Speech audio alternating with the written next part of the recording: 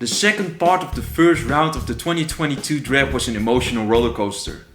Here are my thoughts and grades for each pick made between 11 and 20.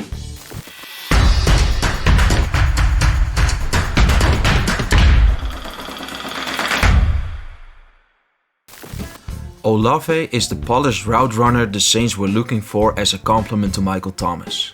Combine that with his A+ speed and you have a weapon that demands attention of safeties when he's one-on-one with a cornerback.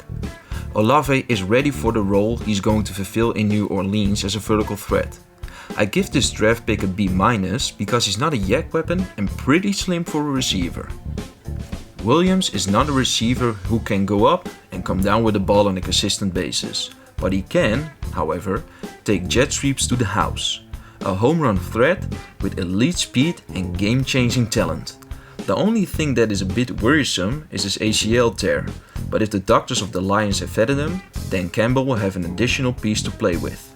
Personally, I can't wait to see how the Lions will come out the gates in the 2022 season. You won't find a more explosive nose tackle in NFL history than what Davis did at the Combine, and that's why his draft stock has risen the last few weeks.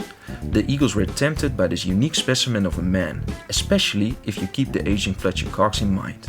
He's great against the run, and that will be his role in the defensive line of Philly.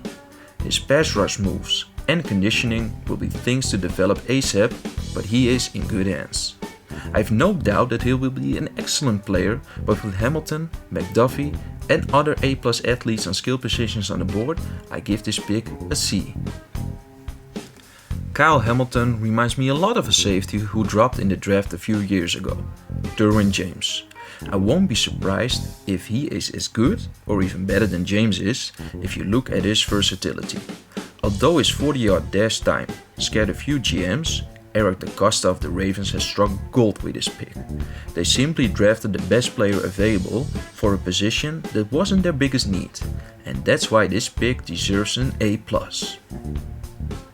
The Texans did reach with this pick, to be honest, especially if you look at the needs of the Texans. Green is, however, the most explosive guard in this year's class and his pop on contact is special. Plus, he can get up the second level where linebackers roam quite easily. There are some concerns about the penalties he caused, and his hand usage must improve if he wants to be a cornerstone in an offensive line for the Texans. I give this pick a C. His 5'11" makes Dodson a relatively small receiver. His arms are quite short and he's slightly underweight, but that doesn't paint the complete picture. Dodson is a sudden and decisive route runner with an amazing catch radius. He can cut on a dime and hauls in everything a quarterback will throw at him. But with that being said, pick number 16 is quite rich for Dodson, especially if you look at what players were on the board when the Commanders picked him. That's why I give this pick a C. Zion Johnson is a day one starting guard for the Chargers. He looks like he was built in a lab with a very strong lower body.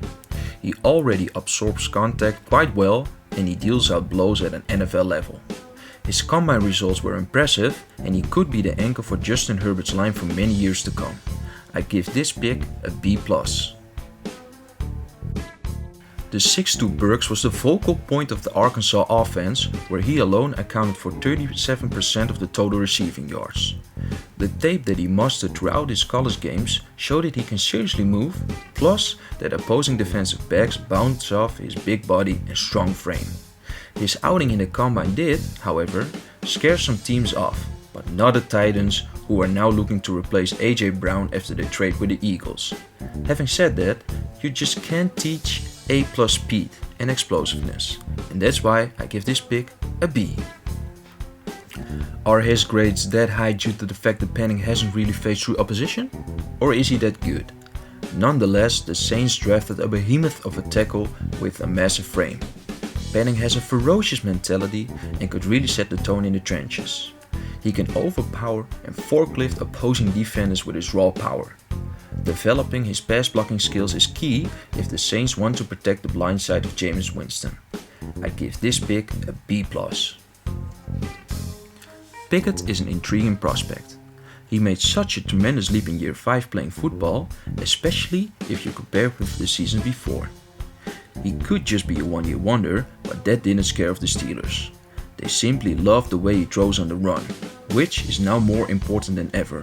Plus, he's got enough arm talent to create velocity on the ball. He looks and feels like a quarterback who can play at an NFL level. I didn't give Pickett a first round grade due to the fact that his processing speed has to improve. I gave this pick a B-. The last part of the first round was just awesome.